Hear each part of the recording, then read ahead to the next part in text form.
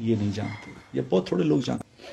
اللہ کے نبی نے بتایا تھا کہ جو اذان اور اقامت، جو ہی اذان ہوتی ہے اور نماز کھڑی ہونے کے دوران یہ 10-15 منٹ کا وقفہ ہوتا ہے، آپ نے فرمایا تھا جس کا مفہوم یہ کہ جو اس کے دوران یہ دعا پڑھ لے گا، اللہم انی اسألک العفو والعافیہ فی الدنیا والآخرہ، جو 3 دفعہ اس دعا کو پڑھ لے گا اذان اور اقامت کے درمیان، اس کو 4 اللہ انعام دیں گے۔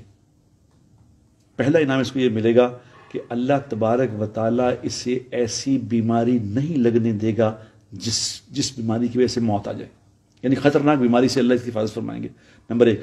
نمبر 2، اللہ تبارک و تعالیٰ اس کو تنہائی کے گناہ سے بچائیں گے، کیونکہ گناہ سارے کرتے ہیں آدمی تنہائی میں ہے، اللہ تنہائی میں اس کی حفاظت فرمائیں گے۔